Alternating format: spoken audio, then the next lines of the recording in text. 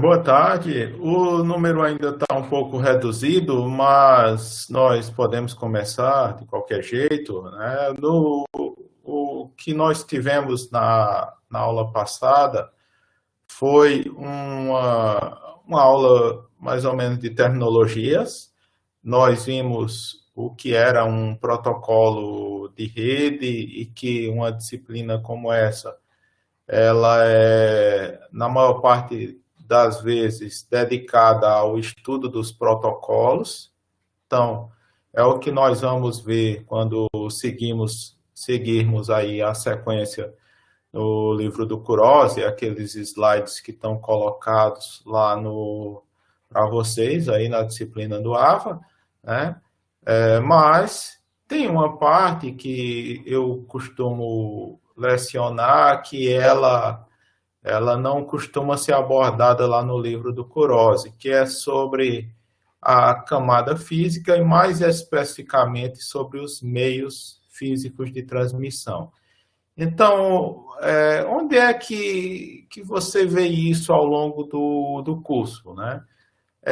Quando estão fazendo alguma coisa em laboratório, algum experimento, um projeto de iniciação científica, frequentemente vocês têm que usar cabos, têm que usar microcontroladores, dispositivos de aquisição de dados, e aquilo dali, né, eles são usados naturalmente por vocês, sem vocês estarem se preocupando porque utilizam aquilo. Mas algumas vezes vocês têm problemas nos resultados de algum experimento e começam a se questionar o porquê de utilizar aquele cabo, se tá com se tem algum problema eu usar um cabo sem blindagem, se aquilo dali de alguma forma está interferindo na qualidade das formas de onda ou na velocidade. Então, a ideia dessa aula de hoje é dar uma ideia geral sobre os meios de transmissão usados nas redes. A gente tem vários meios de transmissão e tem as vantagens e desvantagens de cada um deles. Então, vocês não vão aqui ficar experts em meios de transmissão, mas vocês vão saber por que é que uma fibra ótica permite transmitir numa velocidade maior do que um cabo de par trançado. Porque quando eu tenho mais bandas, significa que eu posso transmitir mais dados. Por quais são os meios que têm uma baixa latência ou levam um tempo muito grande aí para você conseguir transmitir a informação. Então, a aula de hoje é sobre isso, é para que vocês tenham aí uma visão geral de como essas coisas funcionam. E vocês vão observar que esse meu material aqui, ele está um pouco defasado e isso pode ser corrigido aí, como eu costumo estimular. Tem fontes aí na internet que a Wikipedia em inglês é uma delas, que você pode saber quais são os cabos que estão no estado da arte atualmente, que estão sendo utilizados por aí pelo mundo, né? Às vezes você precisa, né, de algo mais top, por assim dizer, e para ter o resultado que você está querendo. Então, a aula de hoje é sobre isso, para dar uma ideia aí para vocês sobre os meios de transmissão.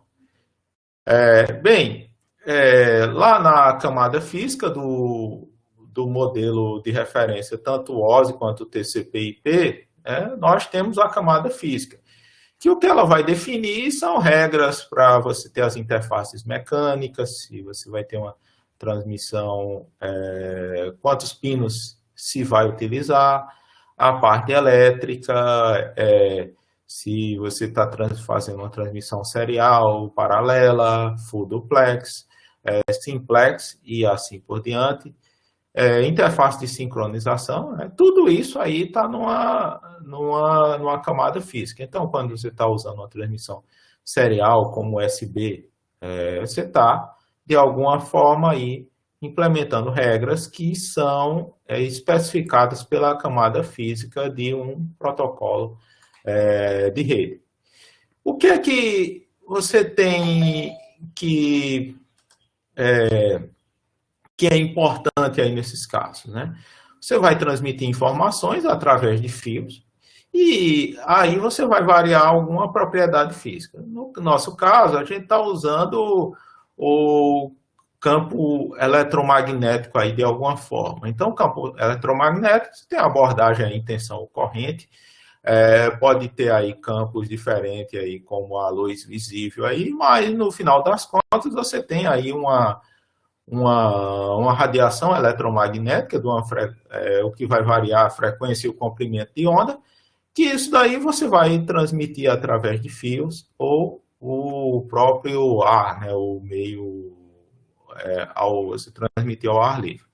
Então você vai ter uma função do tempo que é representada aí por um sinal matemático. Então, em disciplinas como análise de sinais e sistemas, a gente vê genericamente um sinal. Então, você chama um sinal de x de t, f de t, do que você queira. Mas vai ser representar uma grandeza que está variando ao longo do tempo. Então, quando você está analisando os sinais, aí tem a análise usual no domínio do tempo e tem a análise no domínio da frequência. Quando a gente está usando a análise do domínio da frequência, é muito comum se utilizar a análise de Fourier. Então, você faz a transformada de Fourier ou as séries de Fourier, e aí se obtém uma representação daquele mesmo sinal, mas no domínio da frequência. Então, nas séries de Fourier, lá nós temos a representação usual em senos e cossenos. Então, você pode pegar uma onda periódica, uma onda quadrada, e transformá-la aí com a soma de senos e cossenos. E, genericamente, você tem a transformada de Fourier, que o sinal não precisa ser periódico. Tem outras coisas como a densidade espectral de potência. Tudo isso é uma representação no domínio da frequência. Então, o que é que você vai ter? Você tinha lá no domínio do tempo o tempo. Aqui no domínio da frequência você tem o F, né? Então, F, um sinal periódico, você vai ter aqui componentes harmônicas, que se chamam. Então, você tem a frequência fundamental, a segunda, terceira harmônica e assim por diante. Isso daqui se estuda direitinho nos cursos aí de princípios de comunicação, até análise de sinais e sistemas, se vê algo aí sobre isso. O meu foco aqui não é ensinar para vocês Fourier. A relação aqui que nós queremos observar é que a taxa de dados que você pode transmitir, ela está intimamente ligada às frequências que eu disponho. Então, se eu tenho uma banda muito grande, ou seja, uma faixa de frequência maior, eu posso transmitir a uma velocidade maior. Se a banda é menor, a velocidade minha não já vai ser tão grande. Então, tem uma abordagem aqui bem trivial, né, de uma representação como se tivesse...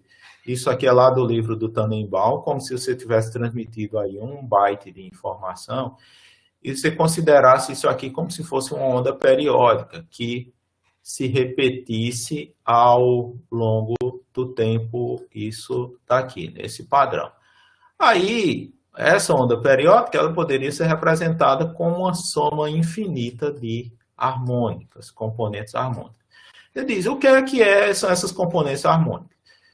Bem, você tem a componente fundamental, que é representada por isso daqui.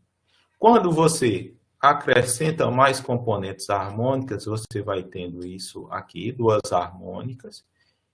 E quanto mais harmônicas você considera, mais você fica próximo da representação aqui que a gente teria real do sinal.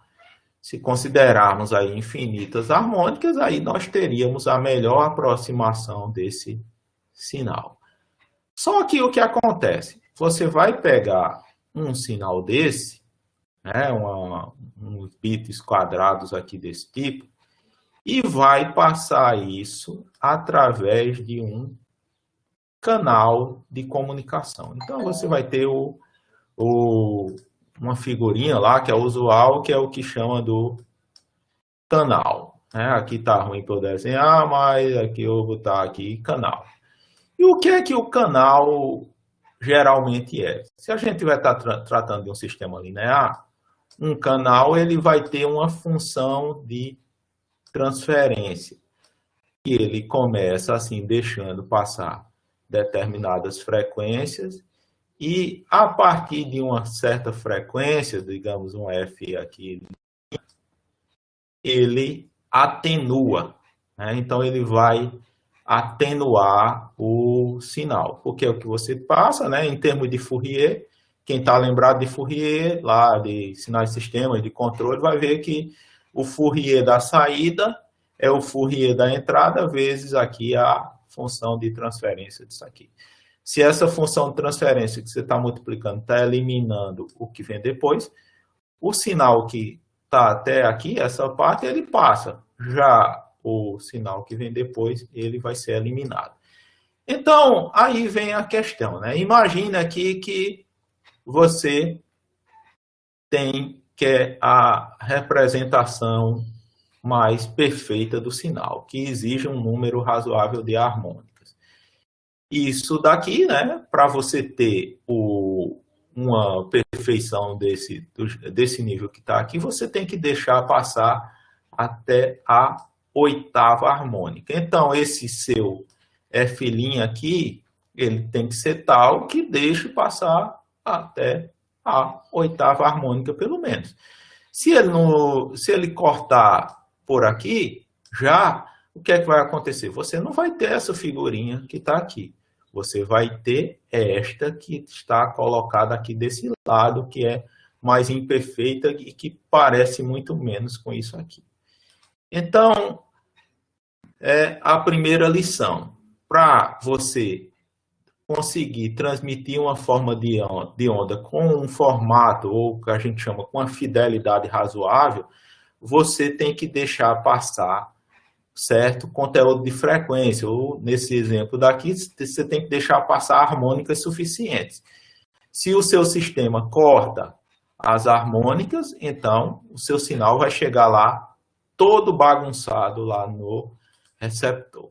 Né? Então, o que é que nós temos? Toda linha de transmissão ela vai ter perdas. A perda, que a gente chama de atenuação, ela não ocorre da mesma forma para as amplitudes e todos os harmônicos no sinal.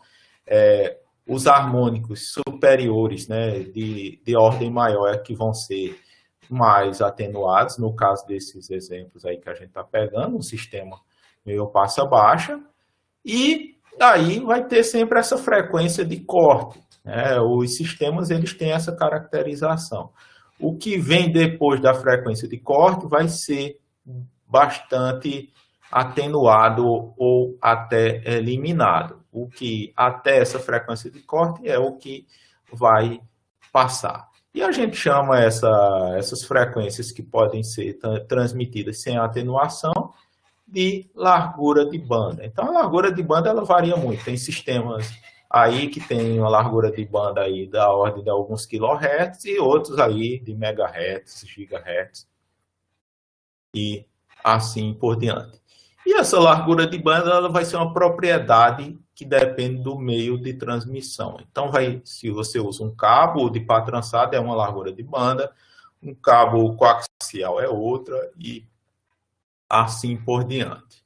Você ainda pode ter uma limitação artificial, às vezes você pega aí determinados sinais aí que eles são cortados aí parte do espectro para você limitar a largura de banda dos clientes, né? Mas em geral o meio físico ele vai ter o que é inerente a ele e pode ainda acrescentar ainda uma limitação artificial para controlar a velocidade que determinados clientes têm acesso. Aqui a gente tem um exemplozinho que eu não vou aqui detalhar muito, mas a gente poderia pensar aqui nessa tabela. Então, qual é a ideia aqui? Imagina que você tem 3 kHz para transmitir lá um determinado sinal. Então, 3 kHz é como se o seu sistema fosse assim e tal, e ele tivesse a frequência de corte de 3K, como está colocado aqui. Então, ele só vai deixar passar as frequências que estão até aí 3 kHz. Então, imagina que você está transmitindo a 300 bits por segundo, uma taxa extremamente lenta, né? Isso, os padrões até antigos, os padrões atuais nem se fala. Você teria a primeira harmônica em 37 Hz. E aí, você poderia mandar 80 harmônicas nessa banda de 3 kHz. Quer dizer que passa 80 hastezinhas aqui nesta banda. Aí, à medida que você vai aumentando a taxa, imagina aqui que você chega lá nos 19.200 bits por segundo, dá 19,2 kbps, você teria a primeira harmônica em 2.400 Hz e você só consegue mandar uma harmônica. Vê? Uma harmônica é como se você estivesse mandando só esse sinal que está aqui. Ó.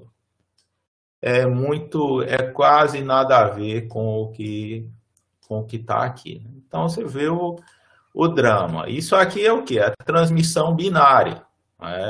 Transmissão binária, se for fazer transmissão binária, não daria para a gente conseguir transmitir a 19.200 bits por segundo usando 3 kHz.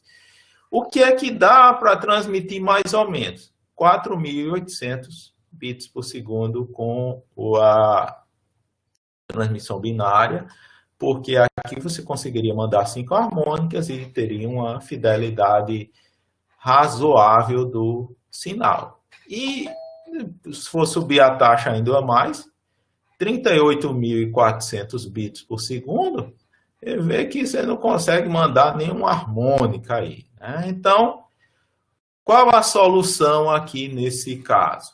Imagina que você quer usar a transmissão binária, 0 e 1, aqui para transmitir, e você quer transmitir a 38.400 bits por segundo, ou até mais, até 56.000 bits por segundo, você teria que usar uma largura de banda maior, porque esses 3 kHz não dá, tinha que ser aqui bem mais para poder conseguir transmitir uma quantidade razoável de harmônica. Aí você chega, e aí, professor, como é que os modems conseguiram chegar a os 56 kilobits por segundo, que onde foram esses bits que morreram? A gente vai ver adiante, né, que isso ocorreu, graças à transmissão não binária.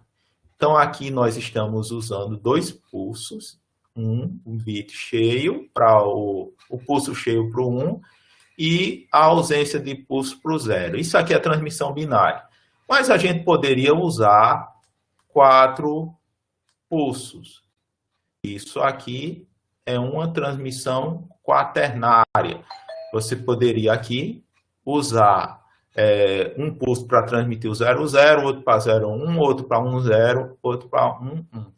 E isso daqui vai agregar, né, vai permitir com que você fixe uma banda e consiga transmitir mais, quer dizer, vai permitir que você transmita mais bits sem aumentar a largura de banda necessária. É uma das coisas que também lá em princípios de comunicação a gente vê isso daí quando fala em transmissão M-área.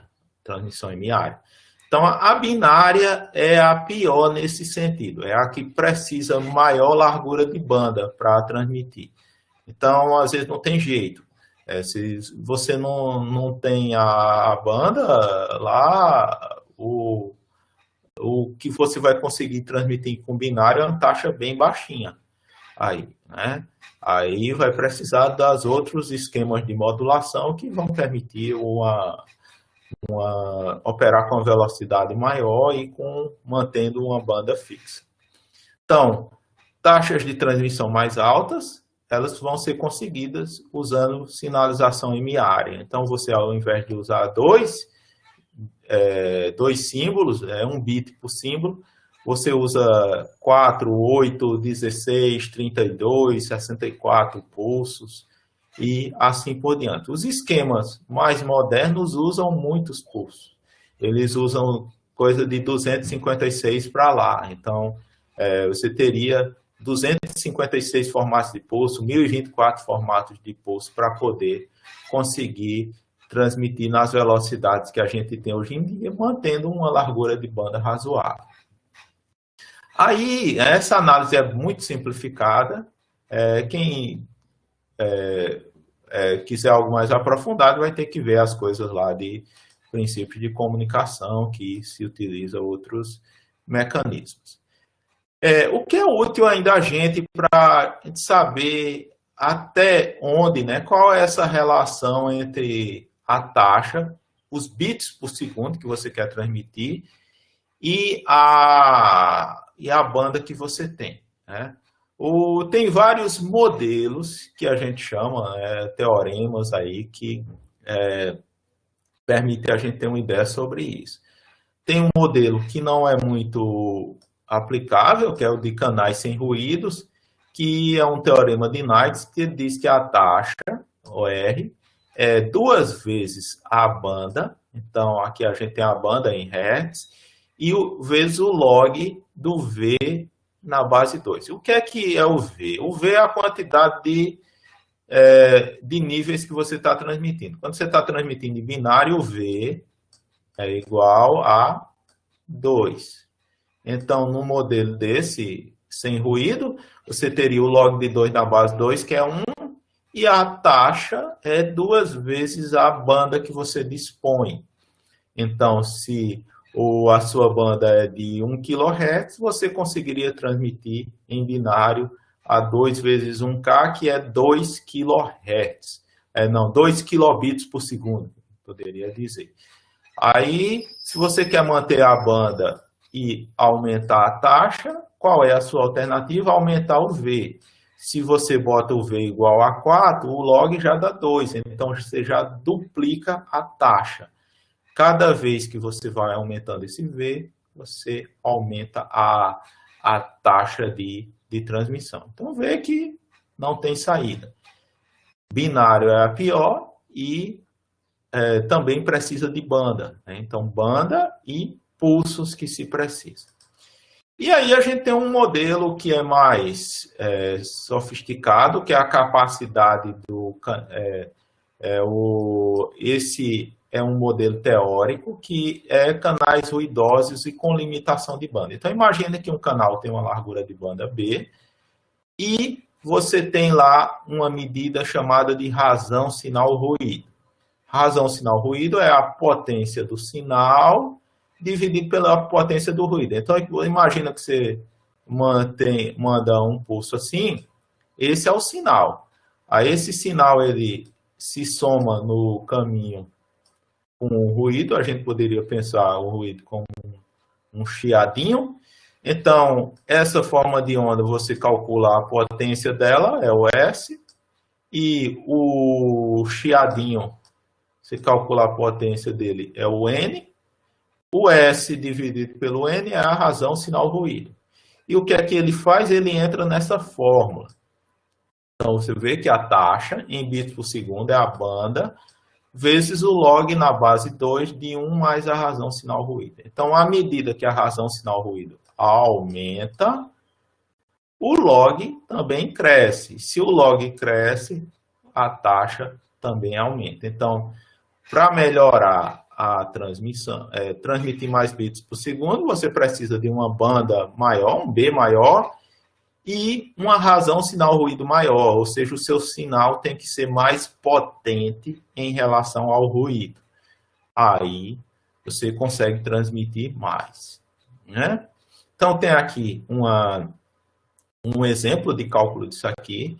É o primeiro padrão do ADSL, que a largura de banda usada era de 1 MHz, e a SNR ela vai variar de acordo com a distância até a casa do usuário. Então, quando você tinha uma linha curta, de 1 a 2 quilômetros, então tinha lá a central, a casa do usuário, o fio.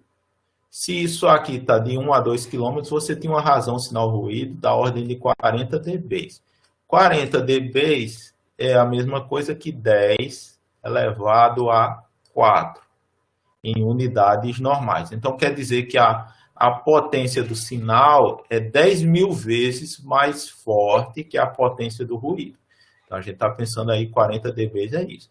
Então, se você pegar isso daqui, 10 a 4, pegar 1 mega e jogar nessa formulazinha da taxa, você teria uma taxa máxima teórica de 13 megabits por segundo. Isso aqui é o máximo teórico.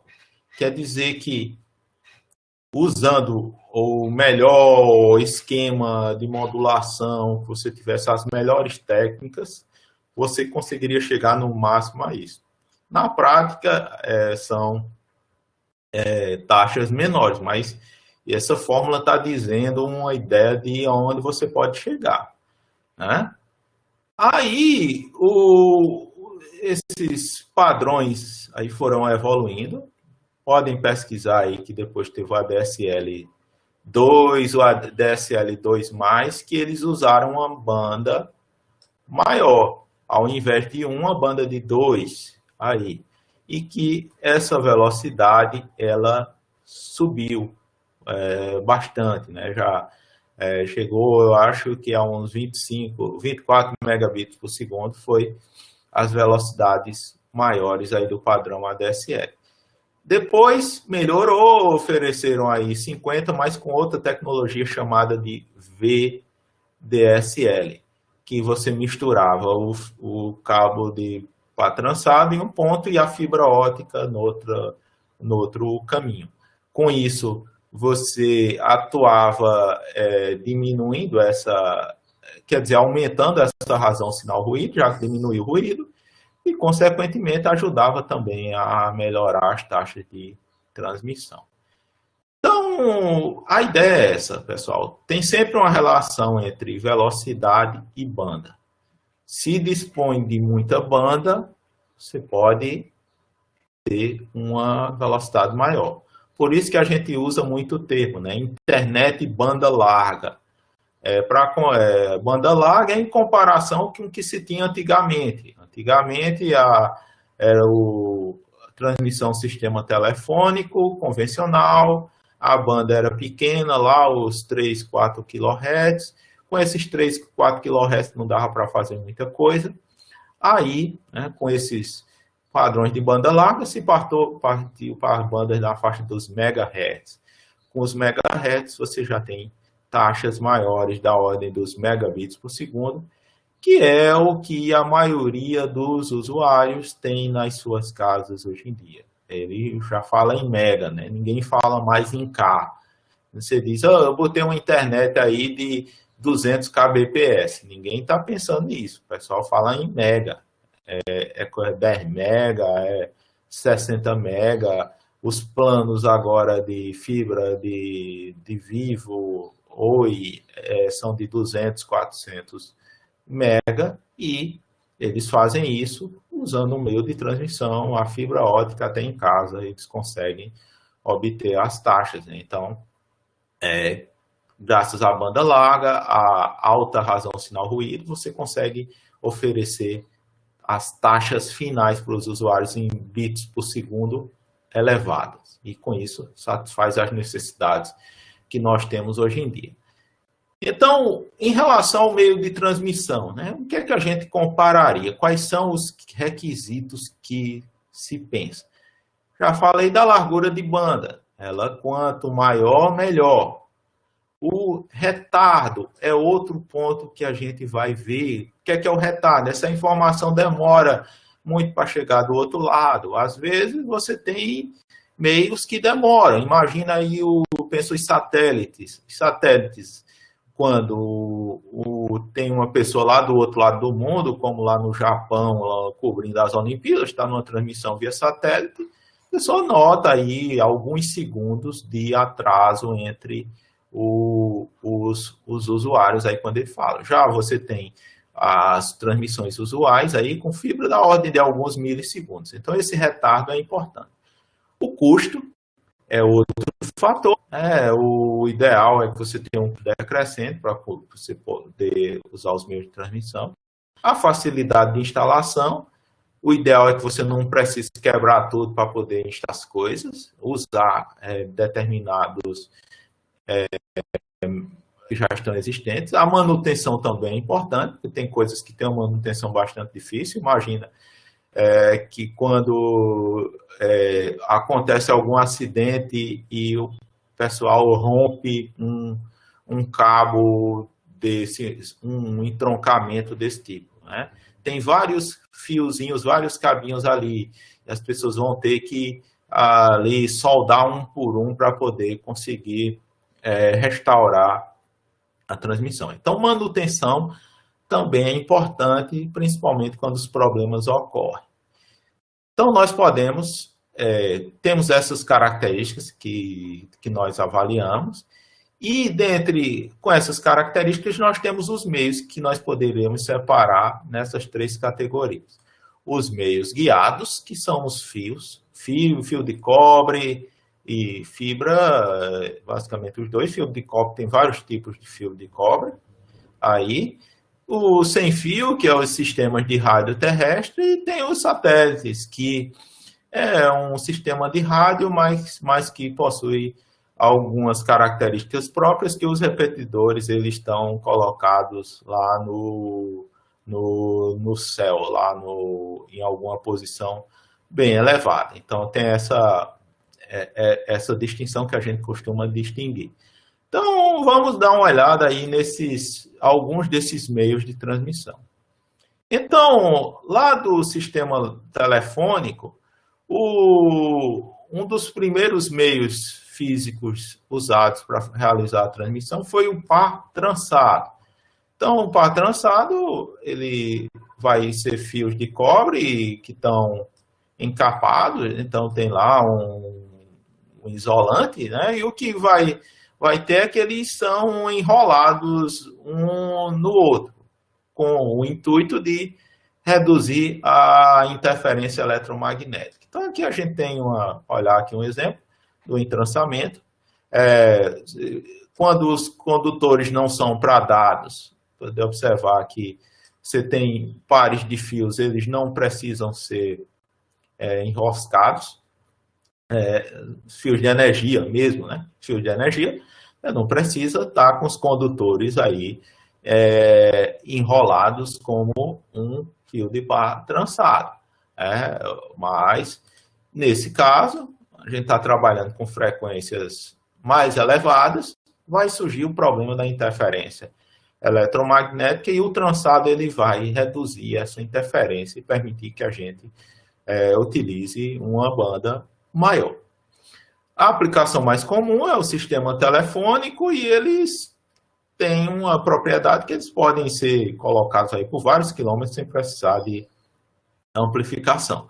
E se for preciso você regenerar o sinal, você vai lá e usa um tipo de repetidor. Aí, né, tem várias categorias desses pares, vai depender.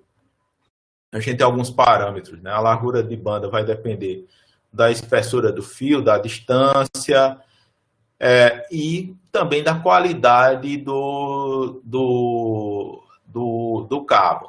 Aí tem as categorias, à medida que a gente aumenta a categoria, os cabos são mais sofisticados. Aí você tem categorias com blindagem, sem blindagem. Quem tiver curiosidade aí sobre isso, eu vou pegar aqui uma janelinha só para a gente ver em que categoria os pares trançados estão atualmente, né? Pode observar que aqui já temos a categoria 8.2.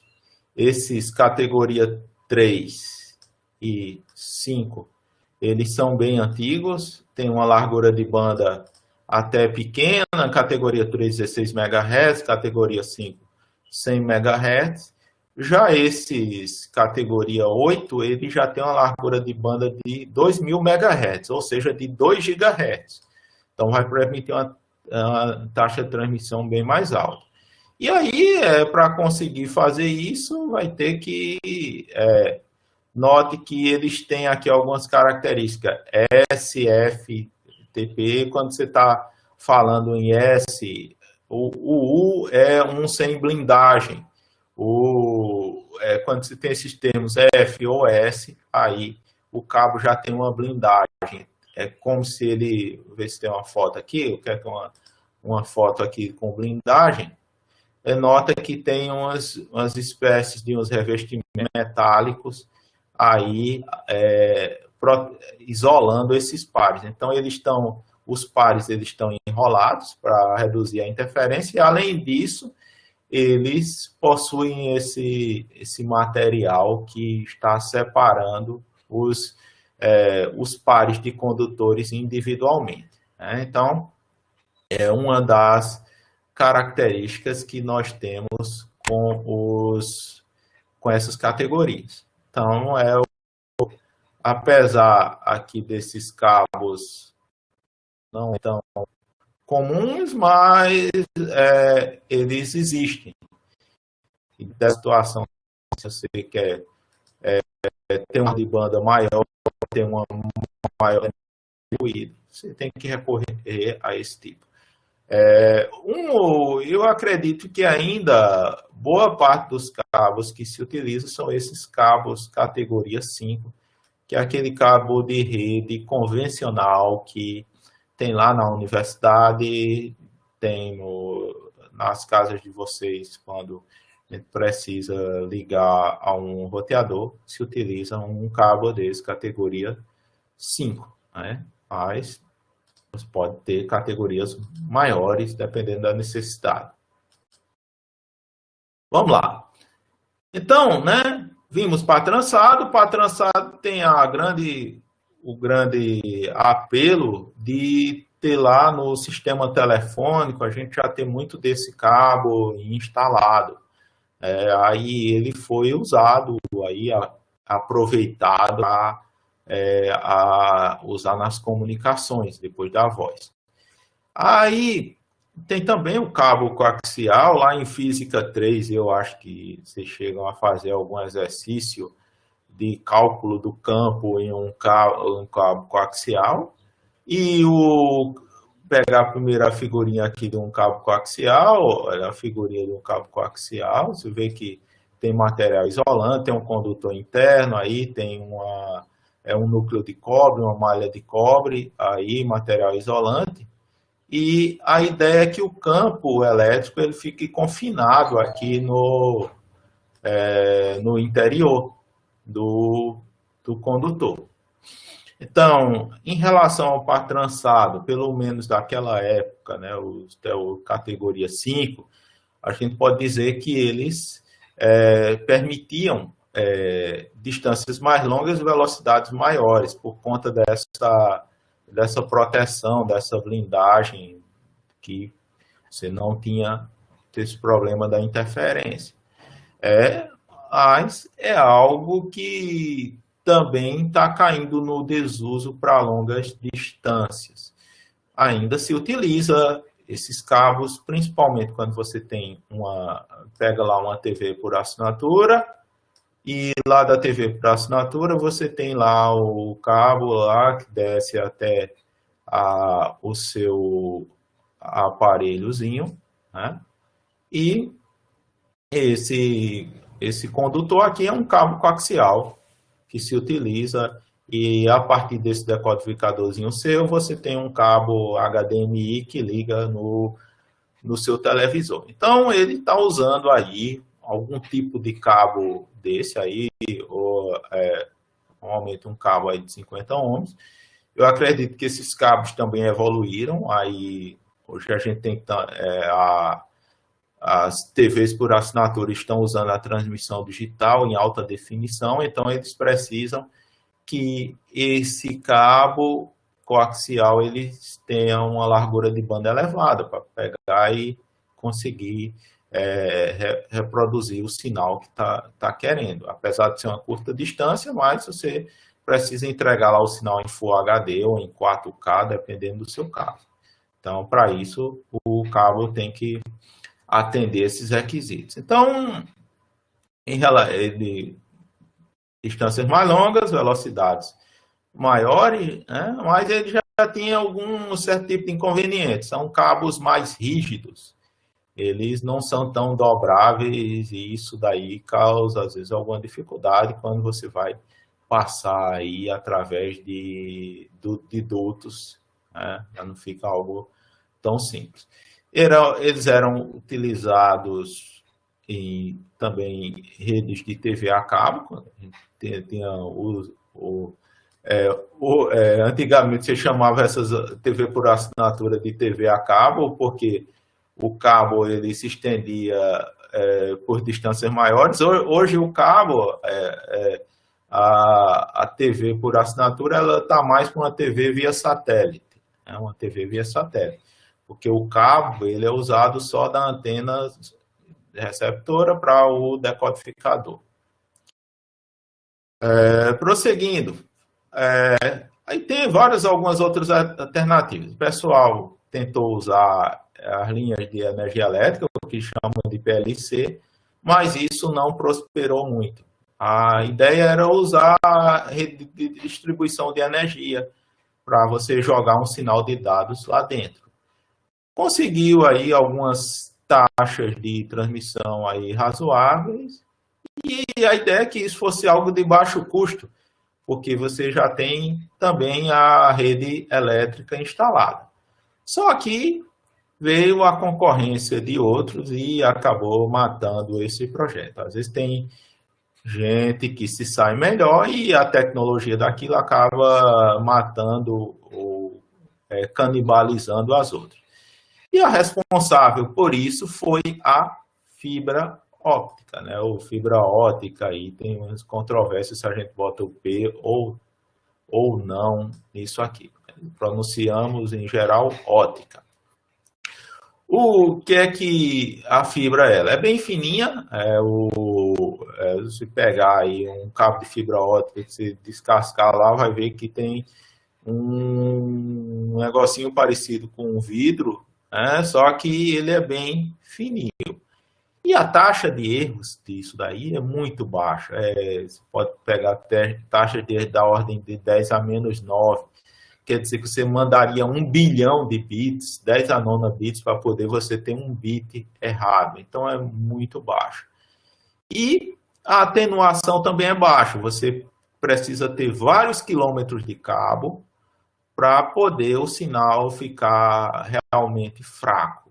Então, ela dá essa qualidade ao sinal que você manda de um lado para outro. Então, com alta largura de banda que elas têm, você vai ter a alta taxa de transmissão. Isso aqui vai depender um pouco da distância. Essas coisas aqui, em teoria e na prática, eu riscaria. Isso daqui depende muito do contexto que você está considerando, do tipo de fibra que isso pega, né? Mas a gente tem atualmente já, né, transmissões a terabits por segundo usando fibra. Né? Podem, novamente, aí, eu pegar aqui alguma coisa sobre fibra e dá para observar, né, que o que a gente tem aqui, né, aqui a figurinha com a fibra, né, a luz passando através da fibra, os cabos com fibra ótica no meio, aqui alguns pontos importantes de velocidades alcançadas. Essas coisas são em em laboratório, mas aqui 2016, 111 gigabits por segundo, 2009, 15,5 terabits por segundo em 7.000 quilômetros de fibra, aqui 101 terabits por segundo, aqui usa vários canais aqui de 273 gigabits por segundo cada, e aqui já tem experimentos com petabits por segundo, em 2013. Então, muda as coisas. Aqui é a multiplexação de momento angular orbital, né, bem quântico isso daí, né, que vê que essas velocidades elas sobem bastante dependendo do tipo de fibra que se utiliza, né? Então, deixa eu voltar aqui para o que a gente está querendo. Então, a fibra tem essas vantagens, né? Vai ser um meio que possui uma elevada largura de banda, baixa atenuação e que vai permitir transmissões maiores, distâncias maiores. A fibra ela não está sozinha, ela precisa de um sistema de transmissão óptica, tem que ter uma fonte de luz, um meio transmissor, que é a fibra, e o detector. Antigamente se utilizava esse tipo de modulação em banda base simples, era um pulso ou a ausência de um pulso, mas hoje em dia você já tem modulações de não binárias utilizadas em fibras, algo que está também aumentando a velocidade de transmissão total nas fibras ópticas. E a ideia é que a luz ela se propague através de reflexão interna ao longo da fibra. Então, tem um ângulo para entrar. Isso é um dos problemas que você tem na fibra. Se você pegar uma fibra e fizer um vinco nesse de 45 graus na fibra, a luz escapa. E aí você perdeu o sinal. Ele não vai passar para o outro lado. Outro lado, não. A fibra ela não pode ser dobrada como você teria com um cabo de pá trançado usual. Aí ainda a gente tem as fibras multimodo, monomodo, vai depender de quantos modos eletromagnéticos ela transporte. Se for vários, aí a fibra é multi, se for mono, a fibra é monomodo. Fibras monomodos, elas têm largura de banda maior, mas são mais caras, né? Eu acho que isso deve estar mudando. Muita coisa mudou em relação à fibra, o custo é uma das coisas que caiu muito. Atualmente os caras estão botando fibra aí para todo lado, então ela deve ter caído muito de preço. Teria que ver quais são as especificações que o pessoal que tem os provedores aí costumam usar, né? Mas eles vão escolher a fibra que é satisfatória aí para as necessidades deles e que não encareça demais os custos aí do processo. Então, a gente não tem uma fibra isolada, as fibras elas estão dentro de cabos de fibra. Então, você tem uma única fibra, aqui você tem um cabo com 3 fibras e você pode ter cabos maiores com várias fibras e tem bases de sustentação para poder o bichinho não se romper se houver algum tipo de dano mecânico a isso daí. Algumas formas de conectar fibras.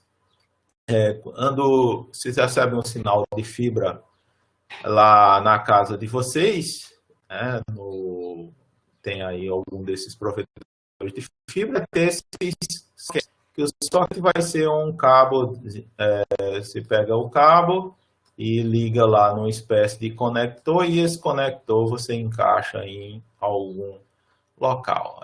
Isso daí não é o ideal, ele dá aqui uma espécie de perda, essa perda deve estar mudando, atualmente deve estar menor, mas ainda você tem uma perda. A vantagem é que isso é bastante reconfigurável, você pode pegar e cortar um pedacinho lá, colocar um outro socket, é muito fácil você fazer isso com equipamento simples. Tem outras uniões, união mecânica com luvas, e tem aqui a parte de fusão das extremidades. Fusão das extremidades, eles usam isso aí nas instalações da rua quando tem algum problema. Então, imagina que vê alguma coisa que partiu a fibra lá em um lugar. Aí você tem um pedaço e tem um outro pedaço do outro lado. Aí a fusão, você bota ela num equipamento que alinha a fibra e que ele, com o calor, ele gera lá um pulso elétrico que, com o calor, a fibra é composta de vidro, aí você faz o vidro de um lado juntar com o do outro, né? Você derrete o vidro e eles se juntam lá, se fundem. Aí, com isso daí, praticamente você não tem diferença entre ele, o que era antes e o que está depois de fundir. Só que aí vai ter um trabalho, né? Você vai ter que levar um equipamento que faça isso. Daí não é algo tão reconfigurável, mas eu diria que esses dois meios são usados em conjunto. O uso de soquetes, os conectores que você tem e a fusão de extremidades quando você tem algum problema maior na instalação na rua. Em relação às fontes de luz, nós temos os LEDs, outros emissores de luz, e os lasers semicondutores aí que são usados. E para receber, você tem um fotodiodo, que é um dispositivo que recebe a luz e gera uma corrente elétrica. E aí a gente tem várias configurações. O laser semicondutor ele costuma ser o melhor, dá uma taxa de dados mais alta, pode trabalhar com os dois tipos de fibra, pode ser usado em longas distâncias, mas ele é mais caro e tem algumas sensibilidades aqui que encurtam a vida dele. Já trabalhar com LED uma taxa de dados menor, trabalha com fibra multimodo, né? Uma configuração mais barata em geral, mas é mais, a gente poderia dizer, mais resistente aí a essas intempéries. Então, tem sempre o compromisso que vocês estão observando. Se nós quisermos a melhor solução, vamos ter que gastar mais dinheiro para isso, né? Aí se opta pelo meio termo, que gera a receita razoável a um preço acessível aí para a maioria das aplicações está querendo. E ainda a gente poderia colocar as fibras, elas têm determinados comprimentos de onda relacionados à frequência óptica que está trabalhando. A maior parte das fibras usadas em telecomunicações, elas estão nessa banda de 1,55 micrômetros ou nessa banda de 1,30 micrômetros. Então, aqui, esse eixo aqui é o comprimento de onda e a atenuação desse outro lado. O que se procura é uma janela com baixa atenuação. Baixa atenuação, você vê que em 1500 você pode ter fibras com atenuação de 0,2 decibéis por quilômetro, né? Então, é uma atenuação bastante baixa. Tem uma outra banda aqui, já não é tão atrativa, se isso aí teve em alguns outros tipos de fibra, né? Vai depender aí da aplicação que você quer, o que você quer alcançar, mas esses são os comprimentos de onda utilizados normalmente na fibra. Aí a tecnologia de fibra evoluiu bastante.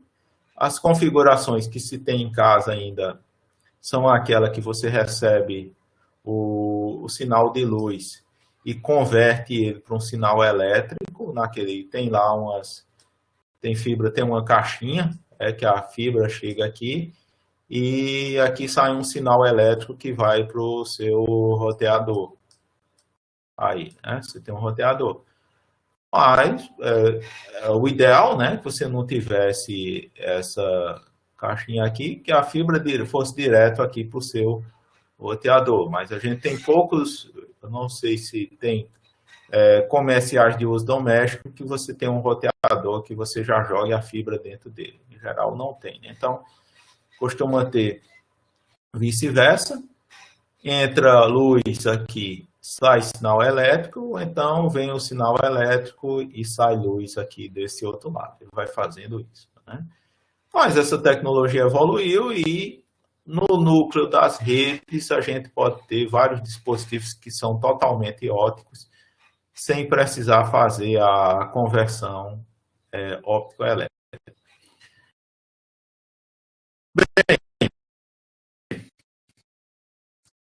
Então, vimos aí, são os que são o top, como poderíamos dizer. Eles têm uma banda maior, menos repetidores, porque a atenuação é mais baixa, imune a interferências, não tem o problema da corrosão, que é o que tem muito, né? Eu, quando tinha internet aqui em casa de ADSL, e o cabo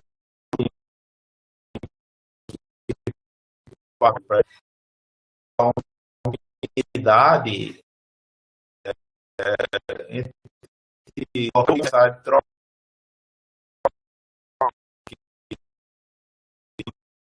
e não se conseguia mais uma comunicação razoável. Com fio, isso aí não vai ocorrer esse problema da corrosão. Você não tem metal lá dentro, você tem vidro, né? Um vidro que está lá, então não vai ter esse problema.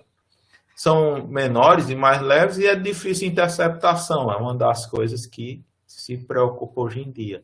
Você, para capturar um sinal óptico, você teria que ter algum equipamento mais sofisticado para poder fazer essa interceptação. Mas, por outro lado, é uma tecnologia mais complexa, né, mas que, felizmente, hoje ela já está bastante dominada. Ela é mais fácil de ser danificada, então tem que ter uma proteção para poder impedir que essas fibras elas se quebrem, né? Quando quebra, dá um trabalho danado para o pessoal pegar e colocar os sistemas de volta funcionando. E o custo é maior, mas o custo é uma variável que também caiu bastante. Então, o que eu é que esses fatores que estão aqui, eles hoje em dia eles já não são mais um empecilho para não se usar fibras. Na minha opinião, eu acredito que o maior empecilho é exatamente você pegar pessoal para ir colocando, espalhando o cabo pelas cidades. O pessoal recorre a usar a rede elétrica como auxiliar. Infelizmente, fazem de forma irregular, então eles pegam, jogam lá nas redes da Coelba, da CELP, os fios lá e as fibras, né, sem ter autorização para isso, né, que eles deveriam pagar alguma coisa em lugares, né? Felizmente estão moralizando isso aí, recolhendo essas fibras que estão irregulares, mas se vê às vezes uma coisa feia. O ideal é que isso daí tivesse, assim como a fiação elétrica, escondido aí no subterrâneo, aí fossem feitas galerias aí por baixo das calçadas e os fios estivessem passando lá tranquilamente por esses lugarzinhos sem ter esses problemas maiores. Então, é um dos empecilhos que a gente tem atualmente. Então, vimos com fio e tem aí a parte sem fio. O que é sem fio? É você não ter fios, ou seja, é a ausência de cabos na comunicação entre as partes envolvidas. Então, quando é que você usa isso? Quando você tem limitações geográficas, fica difícil de você passar cabo e, às vezes, o cabeamento ele vai ter um custo tão elevado, né, que não compensa instalar esses sistemas. Então, você recorre aí o sem fio para longas distâncias. Curtas distâncias a gente já usa diariamente quando está falando de Wi-Fi, aí uma transmissão sem fio. Então, sem fio vai ser a propagação de ondas eletromagnéticas na atmosfera. Aí cada frequência ela tem um comprimento de uma frequência, né, em Hertz, e tem um comprimento de onda. Então tem aquela equação famosa C igual a lambda F. C é a velocidade da luz, lambda é o comprimento de onda e F é a frequência. Então, quanto maior a frequência, já que C é uma constante, eles são inversamente proporcionais, quanto maior a frequência, menor o comprimento de onda e vice-versa, né? Então, as ondas elas podem ser muito grandes, tem um comprimento de onda de quilômetros, até ser ondas milimétricas, ondas bem pequenininhas, se essas ondas são de alta frequência. Aqui a gente observa, né? Tem o espectro eletromagnético, aqui nós temos a frequência aumentando, frequências da ordem de 10 a 4 Hz é 1 kHz, 10 a 6 é 1 MHz, 10 a 9 que 10 a 8 é 100 MHz e assim vai aumentando. Aí note que tem a parte de rádio, poderia pensar aí o que é que está rádio AM, rádio FM, a parte de micro-ondas, infravermelho, né? E aqui a luz visível, já é uma frequência bem elevada, da ordem de 10 a 14 Hz. A luz ultravioleta, os raios X, os raios gama, aí alta frequência mesmo. Aí, nesse espectro, a gente pega aqui o que realmente se utiliza para comunicações, que vê que tem uma janelinha que está entre 10 a 4 Hz e aqui o 10 a 16 Hz aqui, que é o que se utiliza para a transmissão de rádio. Aí aqui nós temos as bandas LF, MF, baixa frequência, média frequência, HF, o VHF se utilizar para televisão, VHF e o HF é televisão, e assim por diante. Aí depois do HF você tem a parte dos satélites, micro-ondas terrestres, e só depois é que tem a parte das fibras. As fibras, elas usam essas frequências que estão colocadas assim. Então, vê que isso é o que a gente chama de espectro eletromagnético e tem aqui alguns usos para as telecomunicações. Se quiser saber como é no seu país isso aqui direitinho, aplicação por aplicação, vai lá no site da Anatel, a Agência Nacional de Telecomunicações, que lá eles têm um quadro detalhado sobre esse espectro, né? Um zoom muito maior e você tem os detalhes aí de cada porção do espectro. Então, cada porção ela vai ter as vantagens e desvantagens. E isso, às vezes, você usa para uma coisa e não usa para outra. Aqui a gente tem alguns exemplos. As faixas que se usam são as faixas de rádio, micro-ondas, infravermelhos e luz visível, já que ultravioleta, raio-x, elas são perigosas, raios gama para os seres vivos. Né? Ultravioleta, aquele lembra dos raios UVA e UVB, ultravioleta pode causar câncer de pele nas pessoas ao longo prazo. Então, são faixas aí que não se utiliza por conta dessa questão de fazer dano aos seres vivos, né? Teria problemas. Nessa parte do espectro, a gente tem a primeira porção, que são as ondas de rádio, aquelas frequências de alguns quilohertz a algumas dezenas de megahertz. E o que pegar de propriedades eletromagnéticas é que elas são fáceis de ser geradas, é uma frequência relativamente baixa, elas penetram no interior de construções, então vocês conseguem sintonizar um rádio, né, estando dentro de um edifício, né, sem maiores problemas. Por que você sintoniza? Porque a onda entrou, ela penetrou ali no interior. Uma das razões para isso é que o lambda, o comprimento de onda, é um comprimento de onda elevado, então permite com que ela penetre nessas construções. Elas viajam em todas as direções, então você pega lá um transmissor de uma rádio AM, né? Ele vai espalhar o sinal em todas as direções e o sinal ele vai chegar longe e vai chegar em todas as direções. Brincar, você estiver voando no avião aqui em cima, você vai captar ainda esse tipo de sinal. Por essas razões, né, como viaja em toda a direção, tem que limitar a potência, porque senão a rádio daqui vai interferir lá na mesma frequência lá em Recife, né, por conta dela chegar até lá, se você colocar uma potência suficiente. Bem, então, aí tem outras características das bandas, né, VLF, LF, MF, elas seguem a curvatura da Terra, HF, elas são rebatidas pela ionosfera e, né, essas características vão ser usadas para aplicações específicas.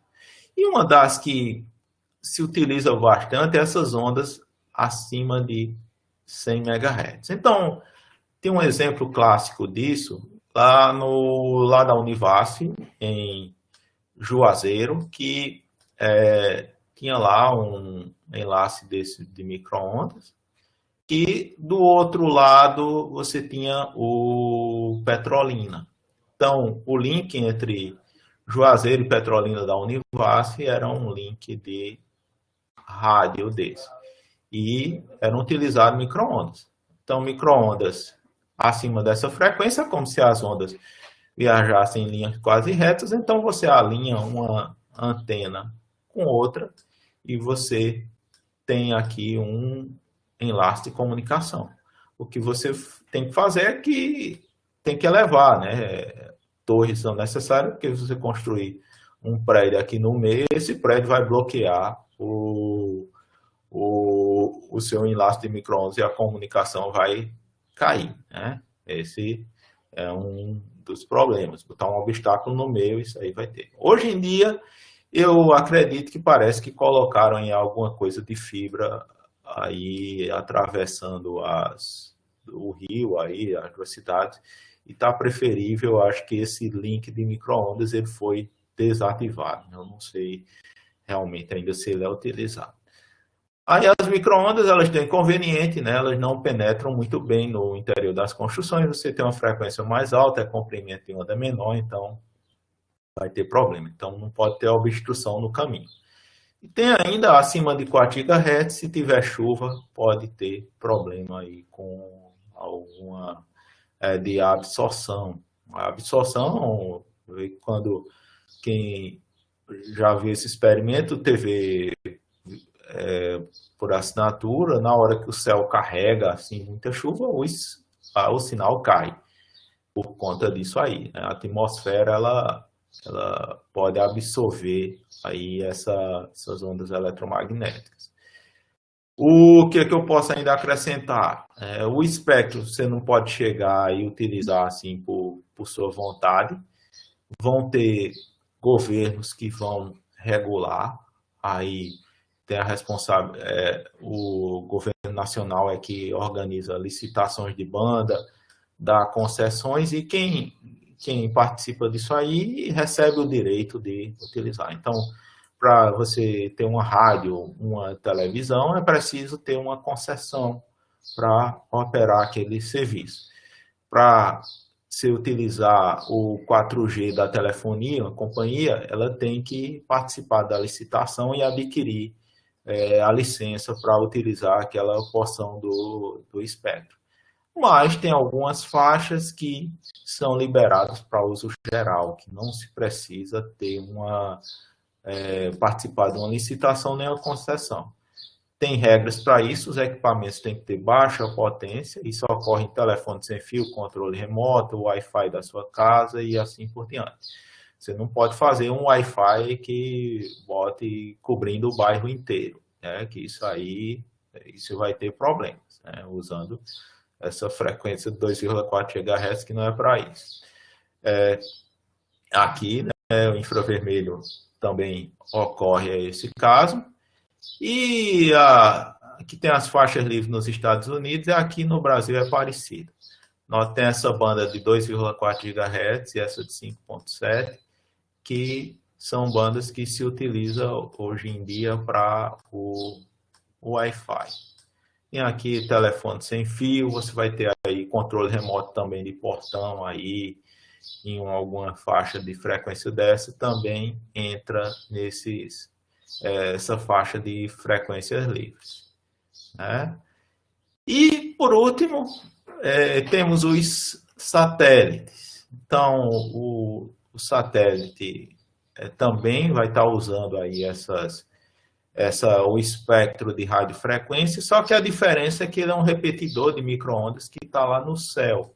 Ao invés de você ter em solo antenas que estão mirando uma na outra, você mira lá no céu e esse camarada ele vai lá e repete o sinal para outro lugar. Aí vai depender de onde o satélite está colocado, ele tem aquelas coisas da física, né? Quanto maior a altitude do satélite, maior o seu período. Tem satélites naturais como a Lua que demoram aí muitos dias para fazer uma revolução na Terra, e você pode ter satélites que eles seguem o movimento da Terra, que são os satélites aí geoestacionários.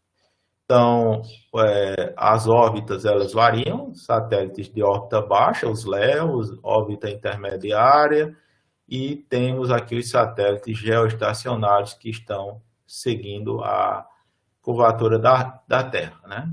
Dá para ver intuitivo que quanto mais alto o satélite estiver, menos satélites você precisa para cobrir todo o planeta aí, né? Quanto mais baixinho o satélite tiver, mais satélites você vai precisar. Então, tem essa variação. Aí tem questões técnicas como separação dos satélites, essas coisas daqui variam muito de acordo com a tecnologia atual. Então, possivelmente, algumas dessas informações estão defasadas. O que não continua o mesmo, né, que você tem um retardo introduzido na comunicação, que é bem maior que aquele da comunicação com fibras e enlace de micro-ondas.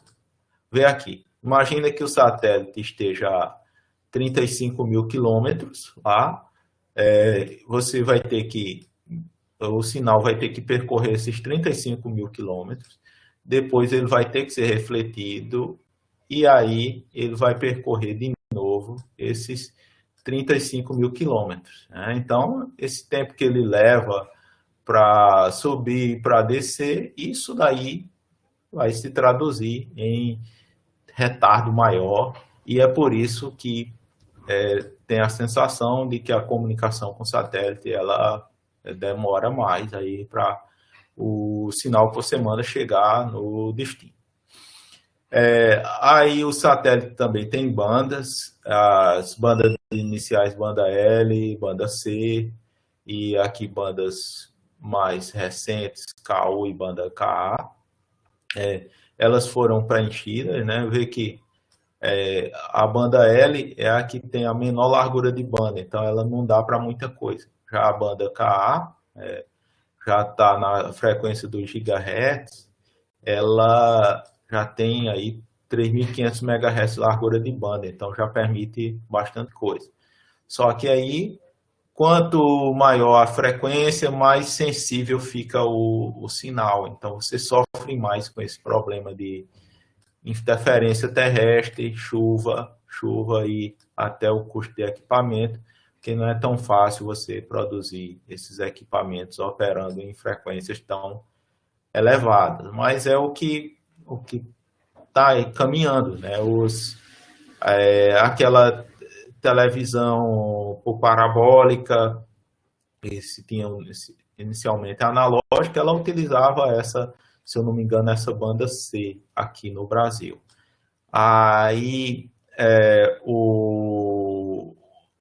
agora, né, com essas parabólicas aí digitais, aí se está migrando aí para essas outras frequências mais elevadas aí para você conseguir oferecer os serviços. Exemplos de satélites MEL, tem o sistema GPS aí que é utilizado atualmente, satélites LEO, a órbita mais baixa, um sistema Iridium que é a ideia de você ter a telefonia via satélite aí disparada pelo globo.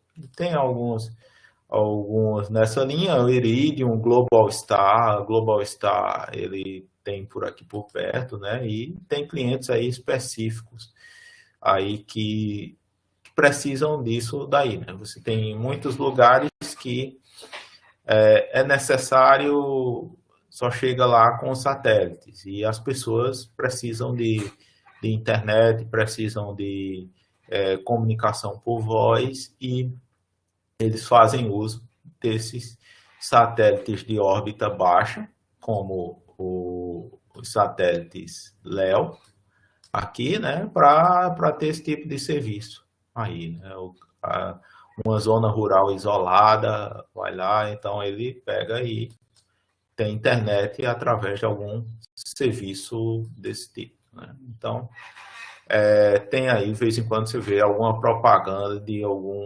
serviço via internet via satélite para a zona rural de determinados locais que não possuem fibra, que não possuem 4G da telefonia e assim por diante, né? É a solução para eles. O satélite vai ter uma mobilidade mais abrangente, já permite, inclusive, vencer oceanos, né? Você pode fusão, você pode mandar a mesma coisa para várias pessoas, e o principal é isso, praticidade para terrenos inadequados. Quando você tem essa restrição de terrenos, então tem que usar os satélites. Deixa eu ver aqui. Eu acho que eu vou parar por hoje, né? Vou deixar a continuação, eu vou ainda falar para vocês um pouco do sistema telefônico aí na próxima aula de telefonia também 3G e 4G, mas eu acho que hoje já foi aí um bocadinho de coisa, né? Foi aqui pela minha abordagem aí, já foi 57 slides, aí não tem problema, a gente continua aí na próxima aula. Eu queria aqui colocar aí, alguém tem alguma consideração, comentário aí sobre essas questões, algum interesse em particular no assunto, né? Às vezes tem gente que trabalha, né, com isso e sei lá, quer pelo menos aí sugerir algum que eu me aprofunde em determinada campo de interesse, né? Tiver, é bom, né, que eu posso pegar e personalizar. Mas eu acho uma interferência terrestre, olha, a gente tem vários tipos de interferência terrestre. Imagina aí que vamos pegar a gente for pegar uma transmissão sem fio. Pega lá, transmissão sem fio, né? Transmissão sem fio é muito sensível a chuva, se for pegar, né? Chuva, tem até o clima, se está mais seco, mais úmido, se você tem tempestades solares, tudo isso aí afeta na propagação dos sinais. E tem os obstáculos, até pega um ambiente urbano. Um ambiente urbano você tem prédios, né? Os prédios têm fachada com espelhos. Então, os sinais aqui, eles estão refletindo para todo lado, né? Então, isso tudo aí causa interferência, né? Se a gente for pegar você está recebendo um sinal de telefonia móvel, por exemplo, ele pode estar vindo de várias fontes. Ele é o sinal que veio direto da antena para você. Ele foi o sinal que veio da antena, bateu aqui no asfalto que estava meio reluzente e chegou lá. Então, tudo isso aqui que você recebe é uma espécie de uma interferência. E tem aí, né, se for pegar uma interferência grande que vocês têm nas residências de vocês. Deixa eu pegar aqui, vamos dar uma olhada no. Vou pegar aqui o meu roteador. Né? Vou projetar aqui para vocês. Vamos ver o nosso canal. Né? Aí tem uma ideia. Esse roteador aqui não é tão bom. Tem algumas, às vezes, alguns aplicativos que permitem você ter uma noção do que é que está sendo usado, né? O que os seus vizinhos às vezes estão. Então, eu estou entrando aqui na rede, estão vendo que eu estou o quê? Eu estou usando o meu wireless, eu tenho a minha rede aqui, e o modo que está usando é o BGN misto, né? O 802.11 BGN misto, e eu estou usando atualmente o canal 9, né? Canal 9. Então, o canal 9, vê lá que vai ver isso ainda. Acho que na próxima aula a gente vai ter alguma coisa aí sobre a parte do... Não, eu não sei, talvez tenha, se não tiver, eu mostro para você. Né? O espectro do Wi-Fi, ele está nessa faixa aí de 2,4 GHz e tem também uma outra de 5. E dentro desses 2,4 você tem uma banda aí. Então você tem uma banda, cada canal aí vou pegar aqui nesse caso, os canais eles têm 20 MHz. E eles têm uma sobreposição. Então, eu estou usando o canal 9. Se eu tiver alguém perto de mim que também esteja usando o canal 9, ele vai ser uma interferência para mim. Então, a minha rede aqui, né, vai ver o meu vizinho como uma interferência. Então, aquilo dali vai reduzir, no final das contas, a taxa máxima que eu poderia alcançar se eu não tivesse interferência. Então, no mundo de hoje, fica cada vez mais difícil, né? Tem tantas redes Wi-Fi espalhadas, você pega num condomínio aí, você tem lá umas 10 redes aí que estão visíveis. Se eu dar uma olhada aqui, só a que eu tenho aqui, pegar aqui dos meus vizinhos, eu estou visualizando aqui, só que eu estou visualizando 6 redes. 6 redes, não, só apareceu mais aqui, apareceu umas 8. Eu não sei que canal eles estão usando, né? Mas, por essa razão, né, é sempre bom, às vezes, você pegar e fazer o que eu faço aqui. É você optar pela atribuição automática do canal. Isso aqui quer dizer que cada vez que você reinicia o seu roteador, ele vai pegar e vai avaliar e vai escolher o canal que tem menor interferência. Então, o que tiver menor interferência, ele vai lá e adota. Mas pode ser que aquilo mude, né? Ao longo do dia, vai que na hora que ele fez isso, o seu vizinho estava lá com o Wi-Fi dele desligado. Então, outra é bom você estar colocando no automático e pedindo para ele, pedindo para reiniciar, porque aí você escolheria o melhor canal. Aí pronto, aí você tem o Wi-Fi dentro de Wi-Fi, né, que já é bem congestionado. Mas essa faixa de 2,4 GHz, como ela é livre, ela pode ser usada também para o telefone sem fio. Até micro-ondas gera alguma coisa parecida nisso aí. Então, você pode ter algum tipo de contaminação nesse sentido. O próprio aí, o Edrey falou do Bluetooth, também ele opera nessa faixa de 2,4 GHz. Então, dependendo aí, se tiver próximo do canal que você está trabalhando, vai ter interferência aí. A solução que eu dou é essa, sempre você botar uma escolha automática aí. Se você souber o canal que é melhor para você, você pode deixar fixo lá, né? Mas às vezes o problema é que o pessoal que vem instalar as coisas nas casas sempre escolhe o mesmo canal. Ele às vezes bota, sei lá, o canal 1 ou o canal 3. Aí se você tem 10 clientes do mesmo onde você mora, né? Então vai estar todo mundo no mesmo canal. Mas os canais diferentes, porque o canal vai ser nessa... Vou pegar aqui uma área mais livre. Você tem lá o espectro, aí vai tendo canal 1, aí eles têm uma sobreposição, canal 2, canal 3, canal 4 e assim por diante, né? Aí, isso aqui, juntando todos os canais da banda sua, aí tem aqui o 13, tem ainda a possibilidade de você juntar uma banda maior, então é como se você estivesse pegando 2 canais, então quando ele utiliza de canais de 20 MHz, aí que acaba bagunçando um pouco, né? Vamos ver aqui. Notebook não pega caixa de som Bluetooth, ela está interferindo aí no seu Wi-Fi.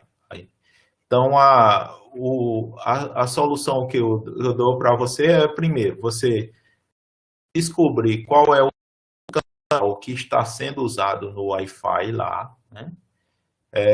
Se você estiver usando um canal baixo, 1, 2, 3, e estiver dando esse problema de interferência, aí você tenta mudar lá para cima, para o canal 11, um canal desse lá, e veja se a interferência continua. Ou se continuar é porque se sua caixa de som é complicada, né? Eu acho que até que você deve se desfazer nela, porque pode até estar complicando a vida dos seus vizinhos aí, né? Eu não sei se ela chega também a interferir nos vizinhos.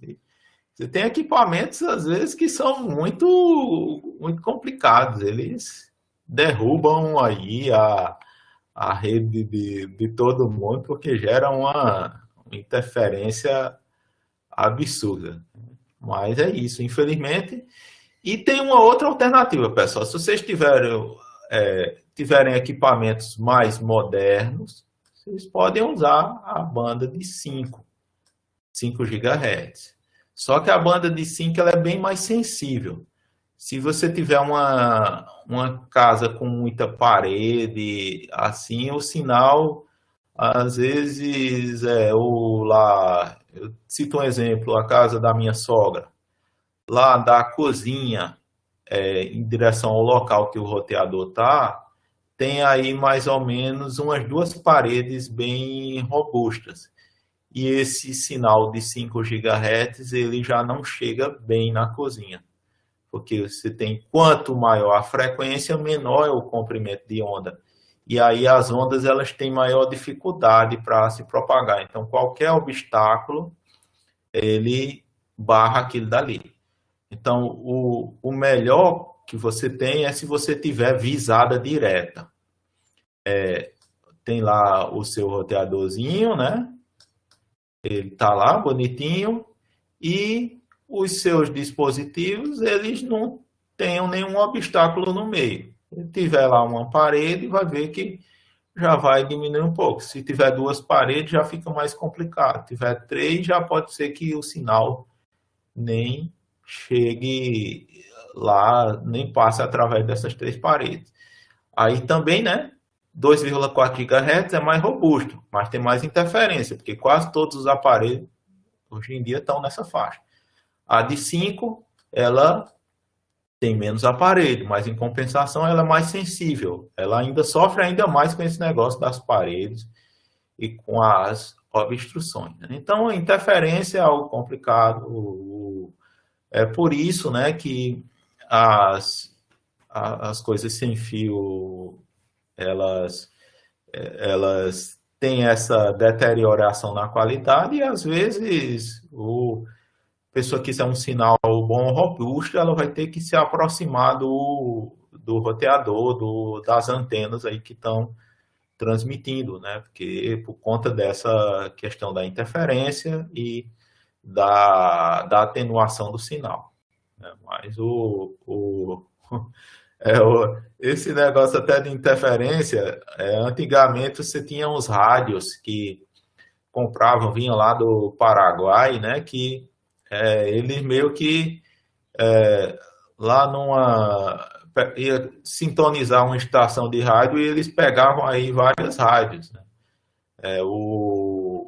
No mesmo local, por conta dos receptores de baixa qualidade que não fazem isso daí direito, né? Aí, se você está tendo problema de sinal na sua casa, se às vezes a casa é muito grande, tem muitas paredes, aí o que é aconselhável é você usar aquele negócio que chama de rede mesh, né? Uma malha. Você compra, é como se você comprasse uns 3, 4 elementozinhos aí, que eles se comunicam entre si e você tivesse aí na mesma rede aí, espalhado pela casa, onde você vá, o que tiver o sinal mais forte é o que vai dar o sinal para você, né? E isso daqui já está saindo até com os preços mais em conta aí. Eu acho que eu já vi essas soluções de mesh aí para vender na faixa de R$ 700. Aí você tem aqui.